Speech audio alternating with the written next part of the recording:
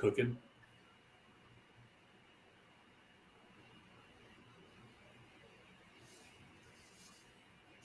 Who's going to tell him we can't hear him?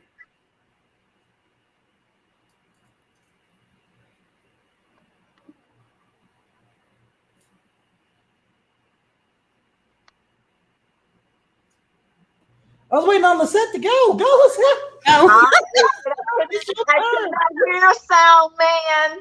Hello, everyone. Welcome to My Perspective Mondays. Yay, yay, yay. Tonight, it's kind of a little chaotic a little bit, but tonight, we're going to talk about when you finally got your freedom, your independence from your parents, living with your parents and stuff. We want to know, was it what you expected it to be? All right, that's what we want to find out, because I got tired of my mom and dad telling me when to come in. So what about you, Mark? What did you do when you finally got your independence? Wait, Mark, we're going to start with Mark. That was like 1907. No one's going to have any idea what he's talking about. We're going to have to start with Katie then. All right, already. All right, Katie. I'm kidding. Go ahead, Mark. I'm kidding. I kid. All right. So let me tell you though, you don't get to a stage in life, if you are, you're pretty lonely when no one's telling you what to do. Truth. Whether it's a boss or a spouse, what have you. But look at this. I'm in Miami, Florida right now, Miami Beach, Florida. I'm pretty independent right now. I'm coming to you from a hotel room in Miami Beach. So I'm feeling pretty independent, something I could not have done when I was a youth on my own, by no means. You didn't sneak out the house and try to do it? What's that now? You didn't sneak out in the house and try to do it? Well, I was doing a little family business in Georgia, and I said, hey, by the way, I might want to go down to Florida.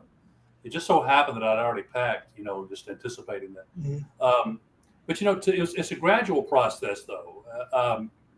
I mean, you think that when you're a toddler to preschool to school, you get more and more independence as you get older. I mean, your parents don't watch you every second of the day when you're 13, 14 years old, although they probably should. I was about to say, yeah. as the mother of but you can't, teenage girls. When you see small children that literally have to be watched all the time because they may do something to hurt themselves. So you at least get past that stage, But with me, it was a gradual process. I mean, if you go away to college, you're on your own quote, but you're still tethered to your mom and dad's purse strings very often, or their responsibility in some way. So it's a gradual process. But I got to say, when I was the first time I left home, even though I love my mom and dad, just eating when I wanted to, it was a great feeling, no lie. I mean, wait, so home great. It's great to be on your own. Katie was chiming in about her being the parents of teenagers. When you were talking about going to college and you're still kind of on your purse strings, I guess this question is different for different people depending on who you are, where you're from, where you come from, what was your family structure. Because I was basically doing my own thing at 14 years old. Yes. I wasn't even staying at home anymore. I was staying between my grandfather's house, my best friend's sister's house, and my best friend's house because I didn't want to be home. So what we would do is every time we stayed at a place for a long enough time, before someone says like, hey, what are you still doing here? We'd go on to the next place. So we'd never overstay our welcome. And that's what I did all throughout high school. But the one thing I did that my grandfather wanted me to do is he said, you should go away to college away from home. There's a lot of parents that talk to you about stay here, stay in state. I get it if you're staying and going into a college in state because financially you can't. But his idea was get as far away as you can. So I went from Miami to Texas. So when I had an issue, I couldn't hop in a car and run around the corner to mommy's and daddy's house and have them figure it out for me. I had to figure a lot of things out on my own, and I could call them for help. But basically, it's thousands, hundreds of miles away. I got to figure it out. That's a good thing. It does differ. Hold on, Mark will say it's up. Mark, go ahead. I was saying because I remember when I was in high school, and when we were talking about where you want to go to college or what do you want to do after graduation. At first, I didn't want to go to college. I mean, like somebody's going to join the Army or just go into a VOTEC school or just go to work, straight to work. But for most people, though, I think it was good to be within a day's drive of home, and and of course, there's a financial aspect as well. But I did know people though that they needed to get away from home for various reasons. So it is an individual decision. I think though that a lot of 17-year-olds and 18-year-olds kind of have stars in their eyes, and they think they can go off and do all these things on their own, but they're not quite ready yet. But exactly, your case is obviously different, so it depends on the individual. Katie? So I moved out when I was 18 years old, and kind of like John, I was doing my own thing well before that. So, but there was definitely a presence of being on, other people's purse strings, because at 16, 17 years old, when I was running the streets, didn't really have the means to take care of myself. But when the question is, did I, everything that I expect, it was going to be? No, I don't want to pay bills. I don't, adulting sucks. And I mean, aside from the fact that I can come and go as I please, without having to tell anybody, minus my kids and husband, it's really, adulting is just not what it's cracked up to be. No, it's an overrated experience. It's an I agree. overrated. When I was growing up, Adulting sucks, but it's worse than the it does alternative. suck. Because when I was growing up, my parents, they were very strict on me. They was like, you can't go out. You can't go to this place. You got to come in a certain time. Everybody else will still be out there. And you got to come on in. So I'm saying, like, I just can't wait. They drugged me to church. I had to go to church. My father, he would sing with his group. So Lisette, Lisette, we have something in common. I had to be drugged to go to church too. See what I'm saying? So did I. I had to go to my father's concert, and I got tired of it, but it got good, as I could understand some things. And I'm saying, like, I can't wait. But when I finally did get out on my own, it wasn't like that. I had to get up. I didn't have to worry about my mom waking me up or anything, but I had to wake myself up. I had to pay bills. And when I first got my little first job and saw them take out the taxes and my money, I said, oh my God. I mean, this is not they're taking my money, but it was it was not like what I thought it was, Does everybody remember that when you were young and you got like one of those jobs, like at the grocery store or something, and you got that first check and you thought you had $200, and then you looked at it and you were like, wait, what is this fika and I know. what's all this stuff? Where's my money going? $75. And I mean, having to pay gas bill and the light bill, and and I think when I finally got out, hey, I was getting married. All right. So here I was, a wife. So that was my way out, even though I was of age to go to college, which I was making plans to do just that. But, I got married, and here I am stuck in a marriage, and I didn't know how to do nothing. Okay. My mother just wanted me to go to school. I didn't have to wash dishes. I didn't have to cook. I didn't do none of that. And I was like, here I am. Oh, wow. I know. Mark, help me. I'm confused. She started this off by talking about the strictness, and then I hear all the chores she didn't have to do. So I'm a little perplexed. I don't know. I mean, all I had to do was just study my books, and that was it. That's all they wanted me to do. I'm trying to tell you, are lucky. I couldn't go out. I couldn't go out and party and, with the rest of my friends and stuff. They just wouldn't have it. Well, we don't realize how good we have it sometimes, though. I mean, but right. They're trade-offs. I mean, to this day, if I visit my mother, even though she's very old now, she still treats me like her child. And I mean, in ways good and bad. Now, she doesn't say you can't go anywhere. But I mean, for instance, I mean, when I go to the house and she has coffee on in the morning, she'll bring my coffee to me while I'm sitting in the living room. I don't even have to get up and get it. And I feel so bad when she does that. That's so But sweet, though. Hey, yeah, of listen, course. I mean, but it That's makes me because she feel right misses when her she does that. baby. Yeah, More- she does, but that's the way it is. It's I think if it wasn't that way, it wouldn't be my mom. So Right. it is very sweet, but you know, Mark, you'll that's always good. be your parents. That's a good thing, Mark, because everybody, everybody has different relationships with their parents. Everybody has a different upbringing, different story, and so to have that, when you say we don't know how lucky we are, again, I go to it depends on your upbringing and who were those parents that were in charge of you. Because I know people that are as happy as you know what once they separated, and I know people that hate it because they want to be closer to their parents. So it's really relative on people's experience. But I'm still mad that Lisette didn't do any damn chores.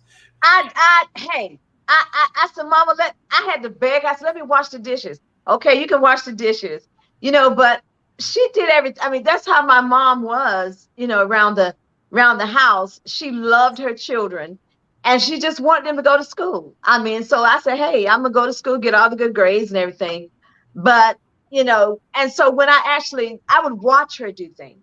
So even though I didn't do things, I watched her cook. I watched her do things. So I knew how to cook and how to do Katie something. just got up and left like we're not recording live. That's okay.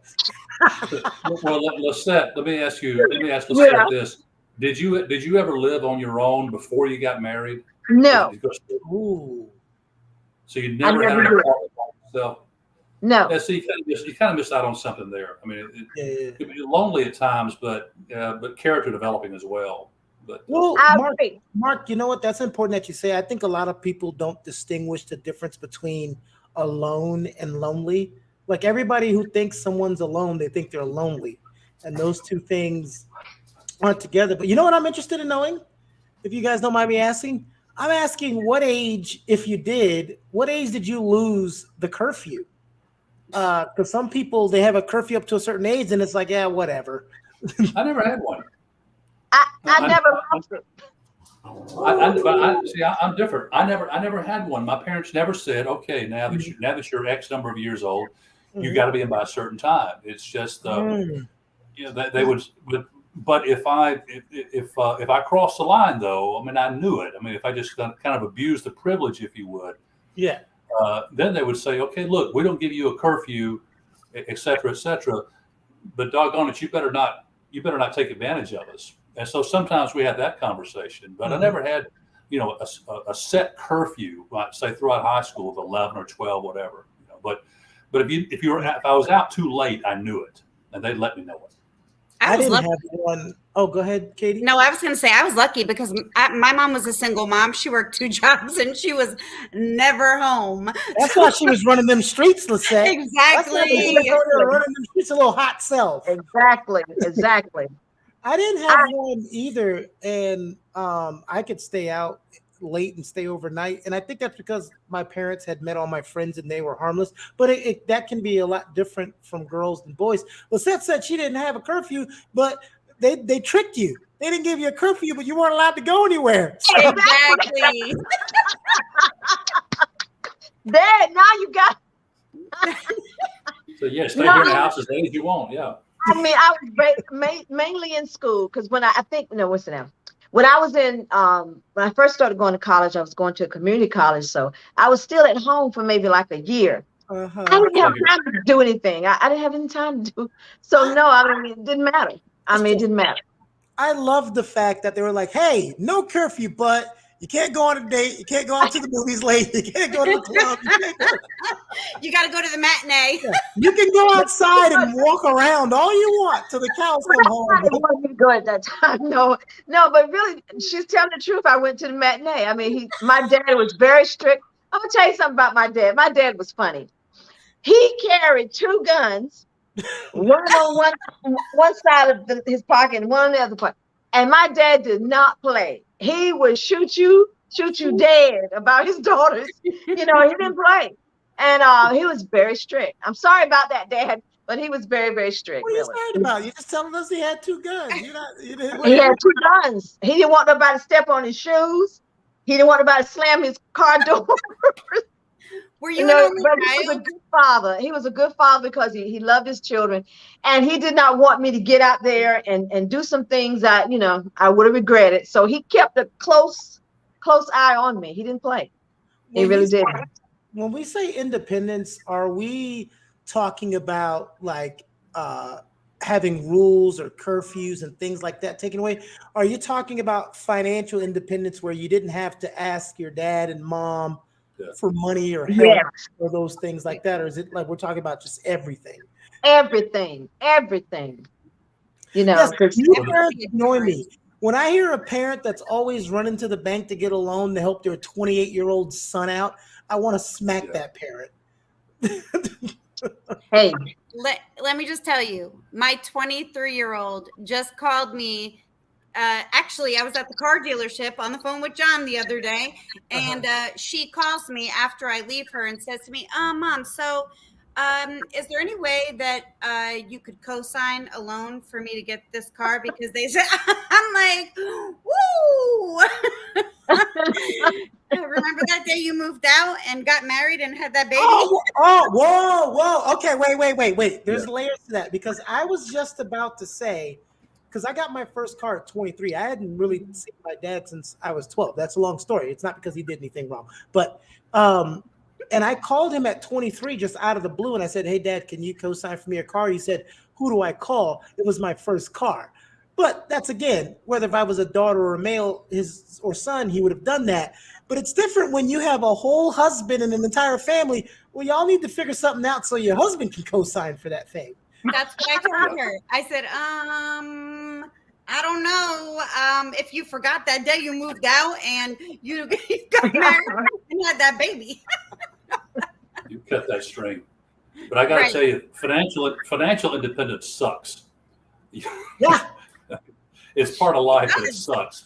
It's, I'm speaking tongue in cheek, because naturally I wouldn't want to be dependent on my parents, but you just got to take the good with the bad. So, but such as it does suck. I mean, I knew things was changing over when I got in a little accident when I was young and everything. And my dad said, well, you're going to have to get your own insurance now, your car insurance.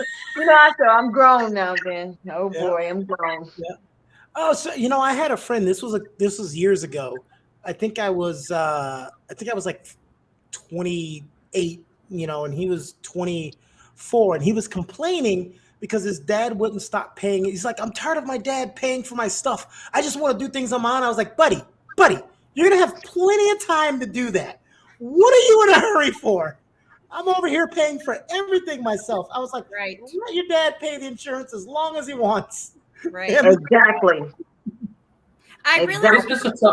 It's a tough call for a parent. I mean, you never know, exactly, when to cut the strings and by how much. I mean, because, and I think unlike in times, way back, kids stay under their parents' umbrella and apron strings for longer periods of time now. Because, I mean, there was a time when, I'm talking like long before any of us lived, when you're, 17, 18, even younger sometimes, I mean, you're on your own. I mean, that's it. I mean, but now, I mean, with college, it's more like an extended adolescence. I mean, people are dependent on their parents till they're well into their 20s. It's nothing unusual. So it's hard to know how to cut that tie. It's a very difficult decision for a parent to say no, Do you think it's bad when they don't? You think it's bad when a parent, kind of lingers it out and don't, cut it? It depends on the situation. Well, but I know some people that in their 30s that they're always dependent on their parents, always asking for money, never want to leave the house, never get a job. I mean, you don't want those kind of people. That's ridiculous. Like Mark was saying, I think situations dictate, your kids, but we've all, that's their side, but we've all seen the ones who are just holding on too long. And you can see it in life. When certain things happen in life, tragedies, hurricanes, all of that, you can tell people who have, like, for instance, when the panorama happened, You know, 7 months into the panorama, there's people having meltdowns because they've never been through anything. Never been through anything. And I'm like, Wow. what is everybody going insane? I was like, calm down. You know, but we're on lockdown. Yes, as you go to McDonald's still and get your Starbucks and Right. Exactly. it was like, Exactly. settle down. You have people that as an adult, mid-20s, 30s, they get into their first stressful situation and they're already ready to call it quits because they've been taken care of for It's a so snowflake thing. long. That is the truth. But I mean, look at when I went through college, it would never have occurred to me to have my parents intervene and talk to a professor on my behalf or about a grade. That's so annoying. Now it's common as rain now. I mean, now parents, a waiver is signed, and a parent thinks they have the same right to talk to a university professor about their 22-year-old son or daughter as they did when the kid was in elementary school. Right. And that's just- My daughter actually asked me to call her doctor's office for her. About to be 21-year-old. If She's could gonna hate call- this episode, by the way, Katie. I just want you to know that. What'd you say? She's gonna hate this episode, by the way. I just want you to know that. Who is? Your daughter. Oh, this is the other daughter. But Jesus. they listen. You're They, both gonna hate it. they won't take the time to watch, so I'm not worried. But she asks me, she asks me to call the doctor for her to get her medical records switched over because she's in Georgia. I said, you do realize that once you hit 18, they no longer speak to me anymore. But then I was just thinking about something. When I lived in New Jersey and I was 23 years old and had 2 little kids, you know, I was in college full time, working 2 jobs, taking care of the kids by myself. My grandfather came over and brought me groceries every week. Now, I never asked him to, and I would always be like, Grandpa, you don't have to do that. But then on Friday, I'd be like, when's Grandpa coming? You know what? The what you just went through, I'll see a lot of parents do this because they were in college with the 2 jobs and the 2 kids, and they knew how hard it was. They overextend for their kid because they remember how, and that's okay to give them what you don't have, but you gotta not overextend. Like Mark was talking about the way parents will. I have employees. I've had literally parents call me as the boss to talk to me about their kids' employment. My son comes today, he's upset because I'm like, what is going? Ma'am, I'm sorry. Have your son call me. Like, what is What going about on? the parent that calls out for their kid? Yes. I'm sorry, she can't come in today because she's got, prior engagements. Are you kidding me? Yeah. At what They're point not gonna do did you not? Unless the kid's literally incapacitated. In the I understand that, Yeah, we get that one. But your parents should never be calling your job because you had a dispute at your and I'm not going to say this employee's name, but they know who they were. The employee is 27 years old. Why on God's flat earth is your mom calling me? That's crazy. I know, just like with my kids, I mean, they have been very independent. I mean, they would do their homework very independently. They would, they're very independently, even out and grown and stuff. Every now and then, they might get in a bad rut or something, but they're pretty much independent. But I do remember one time my daughter wanted me to call the pharmacy for her to get them to do something with her medicine. I said, you do it. Nah, you do it. You do it because, but it's really interesting because I think you rob your kids from that experience when you don't, when you just don't let them move on out and get on out, like you just get on out. I mean, some mothers and want to hold them right close. They don't want them to leave. They'll be there when they're 40s, 50s, 60s, and still there. I think you're denying them something when you don't do that. When you do that, rather. Hey, look, I was an official of the criminal justice system in a previous life, and I had literally 50-year-old men getting their mothers to pay fines for them. So, I mean, and my favorite entitlement story, though, was of a 34-year-old woman who was ordered to do community service as a condition of a drunk driving conviction. And the mother of this 33-year-old woman wanted to do the community service for her, wanted to go out and pick up the trash on the side of the road or whatever it was for her. And I remember I didn't even know how to respond, where to even start. And say, look, I think we see the problem here, you know. They spoil. But when you're in the middle of it, when you're in the middle of it, you don't really get it. I mean, everyone else can see it, but you can't. So I can also sympathize with that as well, because she had a child that wouldn't grow up, and she wouldn't let her grow up. Right. That's sad. That does happen so often, though. It happens so often. It's so crazy. I remember. It's one thing if you're allergic to food, I get it. But I've had friends who have multiple kids. They cook a different meal for each kid at night because the other kid doesn't like a certain food. So I remember a long time ago when my nephew was way younger, I took all 9 of my nieces and nephews to KFC. This is like years ago. And his mom, I got wings for everybody. And he sat there with the frowny face, and his mom goes, he doesn't eat wings. And I said, okay. And then I just kept eating. And then he just sat there with the frowny face. You know what happened, as my grandmother used to say, when that stomach started touching his back? That's when he started eating. He started eating the wings.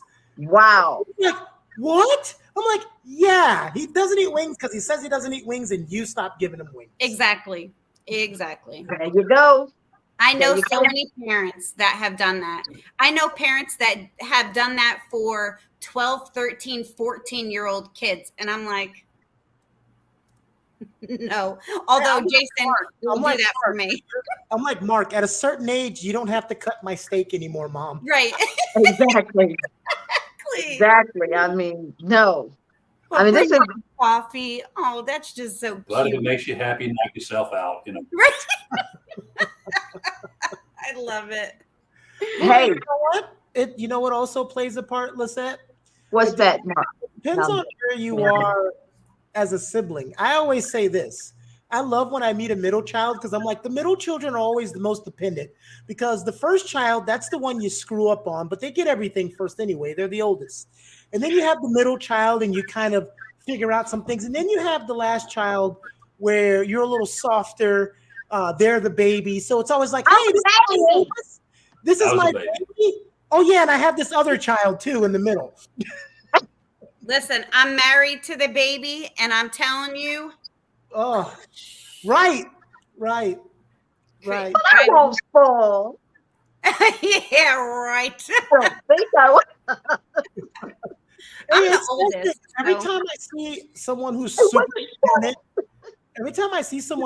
independent, I always go, are you a middle child? And they go, yeah. I was like, how'd you know? I was like, I can tell. I think, I know who I'm going to make mad with this one, but I think it's easier to identify an only child than it is the old, middle, young. I've worked with some only children before. I've roomed with only childs before. And while you can't stereotype, you know, the 2 people I'm thinking about, you can tell they were an only child. They weren't necessarily all bad people, but you could tell they were in some ways the center of their own little universe because, well, they were it growing up. So it's such a drastic mark with a lot of only children that I know. They're either on one side or the other. It's never in the middle. Either they're greatly spoiled, or they're super like independent and understanding and mature. It's never like in the middle. It's really weird. Right. I think that when you see an only child, you can typically tell based on the fact that there is like a maturity level because they never had other children to hang out with. So they talk like, you know, on another level, but yet they're usually typically spoiled so rotten. They don't like to share their things. No, exactly. That's mine. I had I'm thinking of a woman I worked with once who was an only child, and somebody else that we worked with said that she's an only child and she could just tell it.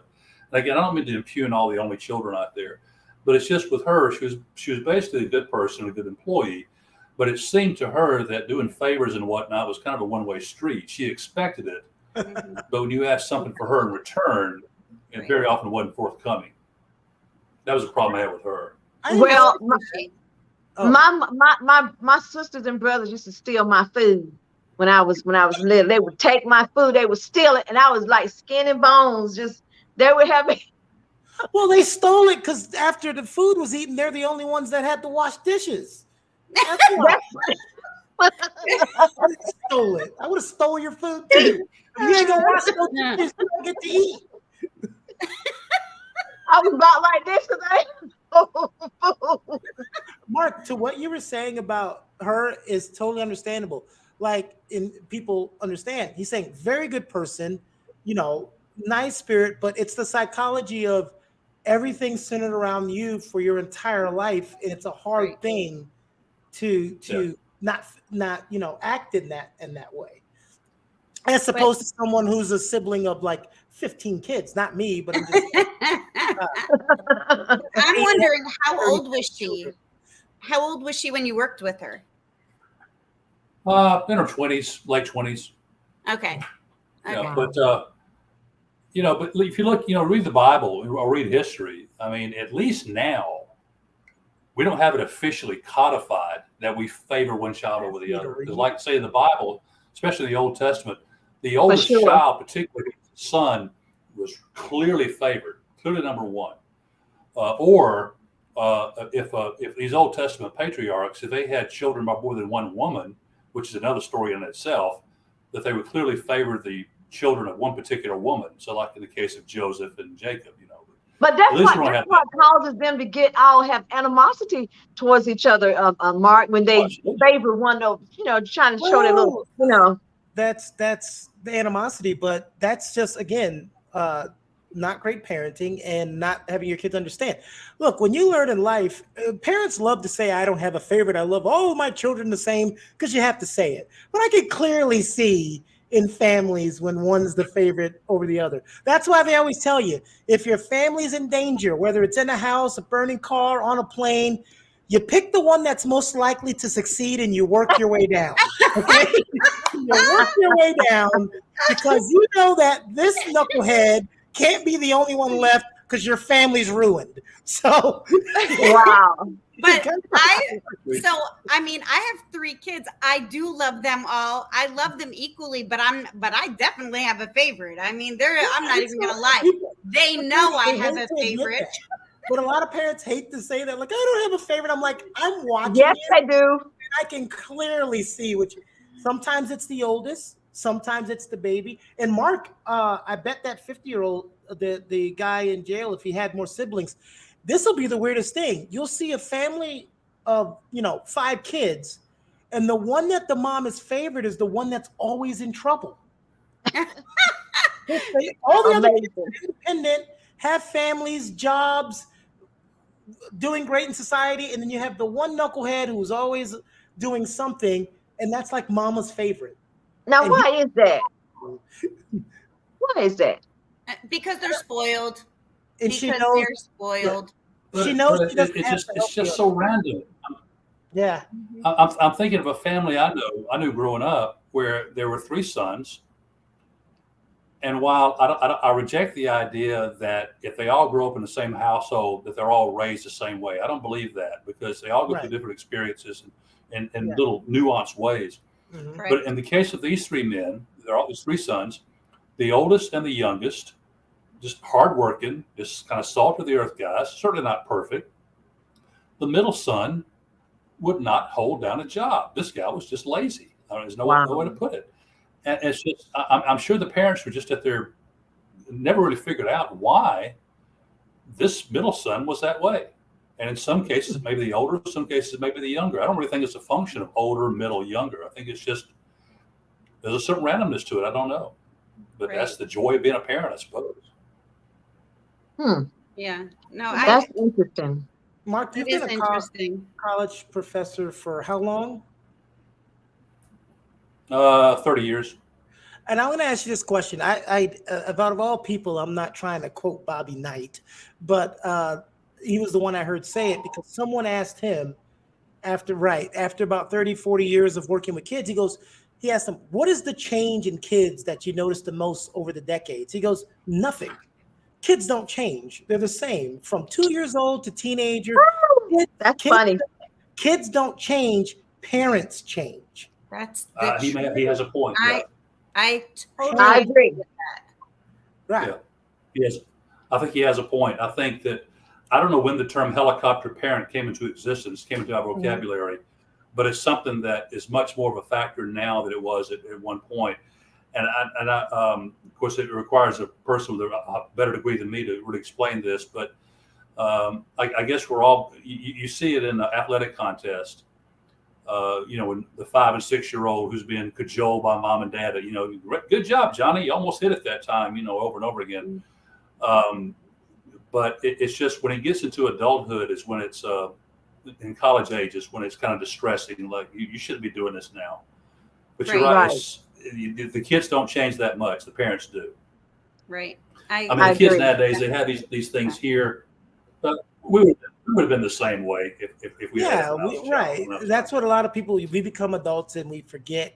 I always say all the time, you were leading up to about sports. I hate that era where everybody got a trophy. The 15th place trophy is the same size as the first place trophy because everyone has to feel like a winner.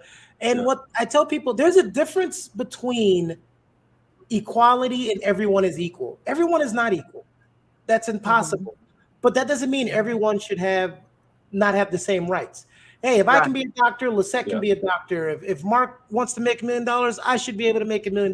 But if Mark graduated from Harvard and I dropped out of high school at 10th grade, no, we're not on equal playing field when it comes to employment and all of those things. But we have a lot of people that have been taught, no, you are exactly the same. And that's just a false fantasy. Right. No, we're not exactly the same. We really are not because, even though, like you say, we should have the same liberties and freedoms, but, because just like, some people may have 5 talents or 1 talent, 3 talents, whatever you have, you got to work that and to the best of your ability, so I can definitely see how some parents, this is something that my mom taught me. She said, all your children are not going to be alike. She said, they're not all alike. I said, what you mean? We brothers and sisters? She said, no, just remember they're not all alike, which means you got to treat them on their level and give them what each individual need without, at the same time, without making some feel or some of them think that they're not, not getting the attention. But that's the job of a mother. A mother is smooth like that, father too, smooth like that. But by the same token, we shouldn't teach kids they're all special either. If I had my way, there's one YouTube video that I would require of every incoming college student, particularly kids who are heavily recruited, such as star athletes and honor students. And about 10 years ago in Massachusetts, there was a high school, I think, English teacher named David McCullough, English or history, I'm not sure. David McCullough delivered a commencement speech at his high school. And you can find it on YouTube easily. If you just type in the phrase, "You're not special," that was the theme of his graduation speech.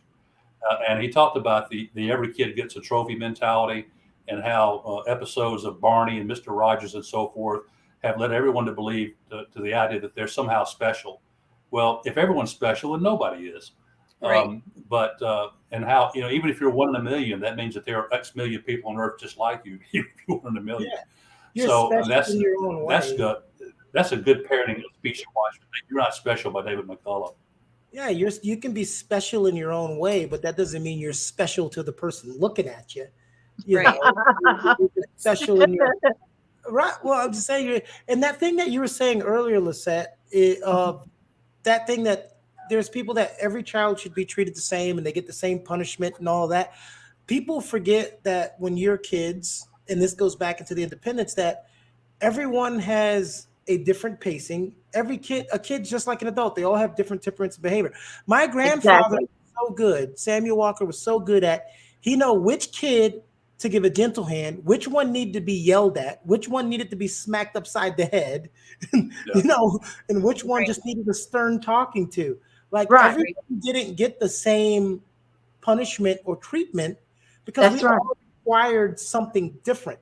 And when you do that, and this is what I always say, Mark, as a professor, I always say this: when you give those disadvantages to your kids, they've got to go to Mark's class, and then I got to hire them, and they're a pain in the ass. But it's every kid. You have a group of kids, and you discipline one way, you discipline one another way, and then they all come back and say, "Oh, this one was treated different. No one, Mom never smacked this one. Mom never did this." Well, sometimes you don't have to smack that one because they listen. There you go. They're talked to. But then then we have you over here, like me, Hard-headed. Let me ask the panel. Let me ask the group this: should you bend over backwards to be fair all the time? And let me preface it with this statement. I was watching the episode of a TV show, Everybody Loves Raymond, and in this episode, Raymond flew off the handle, and he disciplined the two boys too hard. I think he took away TV for a month or something ridiculous like that. Dear God! And he was about to go and apologize. He was about to go and say, "Hey, I was too rough on you. Let me be fair," and so forth. His father steps in and says, "You're not going anywhere." He says, "Whether you like it or not, unfair works." And so, I like Lisette, I was strict on you. I didn't let you do this. I didn't let you do that. But it kept you out of trouble, right? It did. Yes, it did. So should you try to be it fair kept me out all of the time? trouble. And I'm thankful. I'm thankful that's the way my parents, raised me up, because, I could have got into some things. It was there right in my face, but I knew that I had hurt weird. I hate the hypotheticals. I'm not saying it's wrong. There's two things to that, Mark. No, you shouldn't treat everything fair because life isn't fair. We just talked about getting them prepared for what life has to offer, and life is not fair. But just because something happens a certain way, there's no guarantee. Like I used to say this all the time. I had my nephew for a year, and he broke my TV. And I told him, "Oh, it's okay, it's fine." He broke it because he was doing something I told him to do. He wasn't horsing around. So the next day we went out to eat, and he's like baffled on why I haven't smacked him upside the head yet. And I said, "No, you broke something. It was an accident. You came and told me. It's an accident." Now, if I would have went to go turn my TV on and didn't work, and I said, "What happened to the TV?" and you said, "I don't know," now I'm mad because you're pretending like you don't know what happened. When you're disciplining and you're not explaining or teaching, I think that's the problem.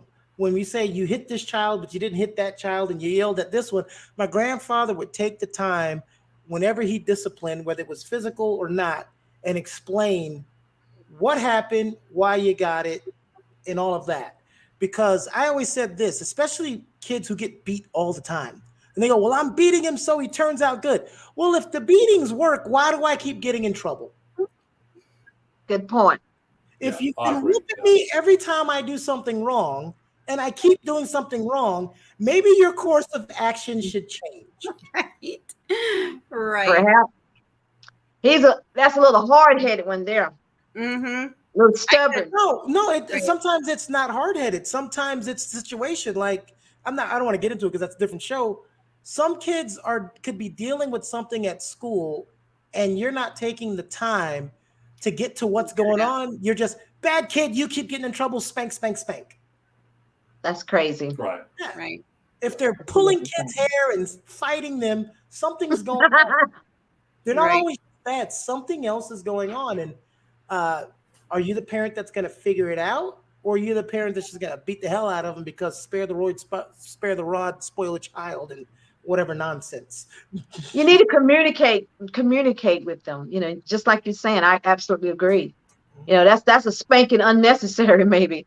If you just talk with them, unnecessary spanking. I'm high off spanking. Woo! What? Your parents were dancing when they spanked you? Oh God, maybe that's. You know how many serial killers got? I think the biggest spankings.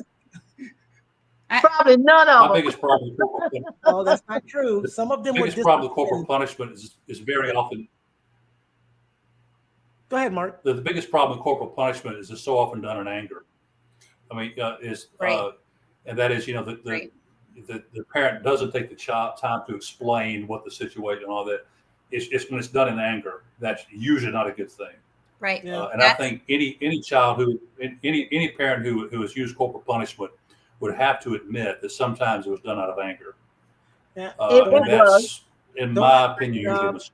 Don't like my job, had a bad day. It was, but it worked. I can recall some of the times I was getting a spanking from my mom, and I could look back through my hindsight, and I'm like, is this about me or about you? So many times. So Exactly. Not So do it. I'm confused. Did you have a many bad times I spanked the girls and I was like, well, crap. Like that had nothing. That was me being overwhelmed, overworked, cranky. And they just did one slight thing. And I went from 0 to 100. And Ooh, but you're admitting it. I used to look at it all the time too. It takes a lot. I've learned so much, Yeah, because the reaction for me leaving a spoon in the sink shouldn't be getting a whooping from the front door to the back room. That's an overreaction to your terrible day at work that you just had. Well, I will say this: the only whooping that I can remember my father giving me, and I was supposed to have been home, but I sneaked out with somebody else. Woo! And when I got home, he wore it out. Yes, he did. I must admit you did, Dad. But he Mark, Well, I'm amazed to hear that Katie and Lisette were these little hot things when they were younger. I'm just... She only There's a snuck thing out that goes- once. I'm gonna sit here quiet.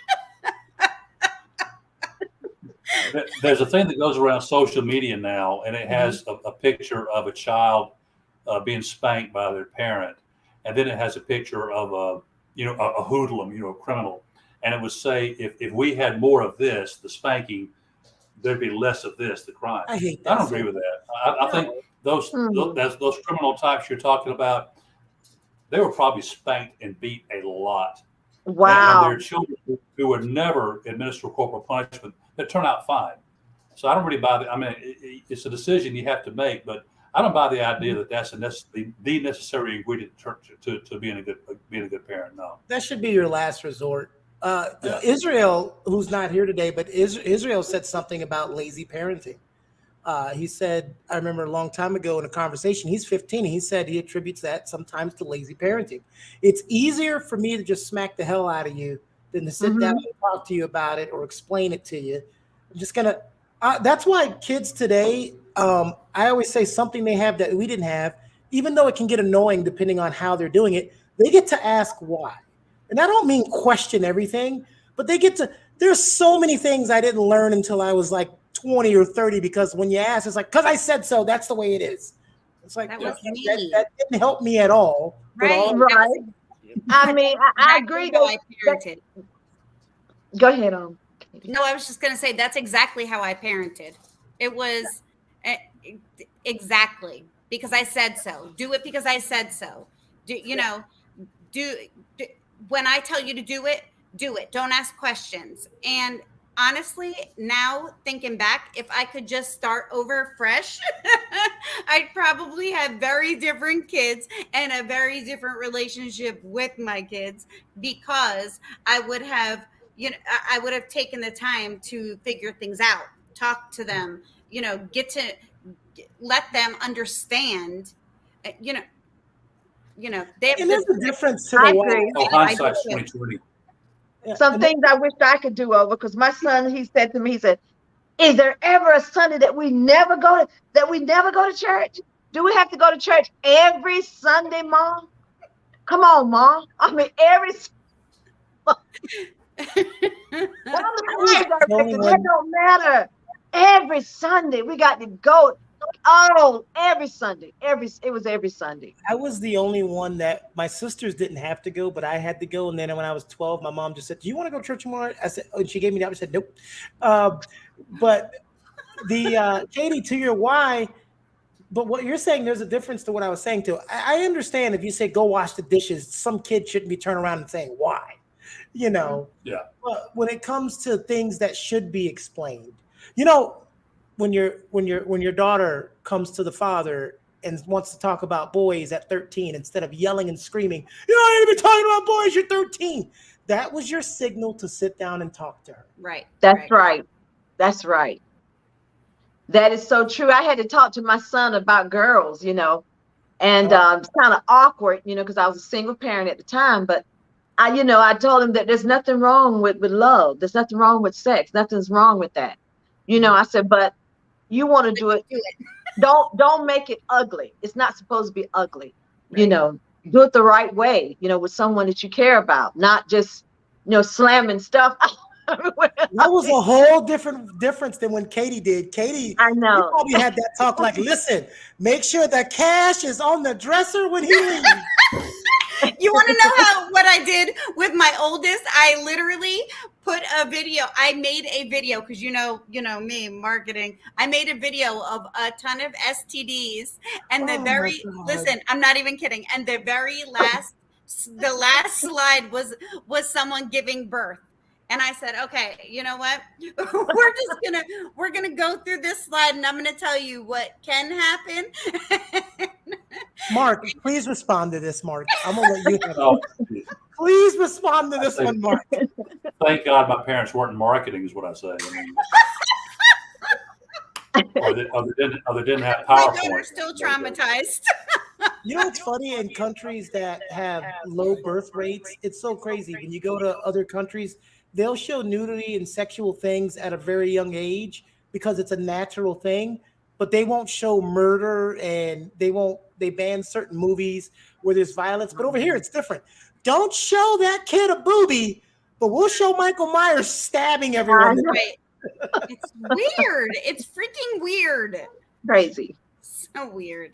I'd rather my kid see a boobie than, I think we're seeing both nowadays, though. That's the truth. In the same movie. What'd you say, Mark? Mark, what'd you say? Yeah, we're seeing sex and violence nowadays, though. Mm-hmm. I think all the filters are off the sex stuff now. Right. Yeah, because it was for better or worse.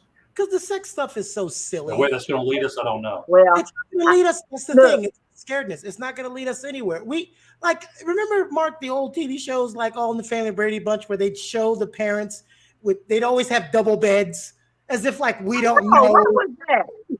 Well, they didn't want to imply that there's sexual things going on. Back in the 60s, yeah. Yeah, I'm like, stop being silly. All those kids just popped up magic. Yeah, Dick Van Dyke, I Love Lucy, yeah. Yeah, it's like, stop it. It was Come so on. silly. And they were twin beds. That was taking things way too far. But, yeah. They know something was going on. Yeah, the only difference now is I don't have to use my imagination. They just show it to me. It's less work for me to do.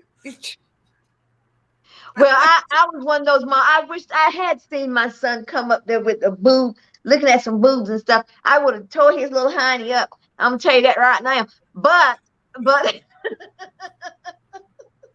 notice when they got out, all that does to boys is make us want to find it more. Yeah. I overheard my dad and mom one time, and my mom was like, "He's got dirty magazines," and my dad was like, "Yeah, I know." She's like, it's like it's every teenage boy to find a place to hide his dirty magazines. Like we're gonna do it. We're teenagers. I'm traumatized as a single mom with that. I'm just traumatized. Well, I think the thing to do is not so much say that pretend those kind of urges don't exist, but I think it's good to have. I'm not the family expert here. To have a conversation with son about that and say, look, I'm not coming down hard on you here, but you need to respect sex and respect women. And some of the things you're looking at may not be reflective of that respect. Is all. Mm-hmm. And he always has. It's not something to be ashamed of, but it's not something to be taken lightly either. I agree. Right. Respect sex and respects women unless they're asking to be disrespected during the sex. Then it's okay. You're not allowed to talk to my son, John, ever. Oh. We're gonna give you the real. Let me ask y'all something. When y'all was growing up, what age did y'all consider was old? You better look at that banner. We don't went way over mark time. Oh, no.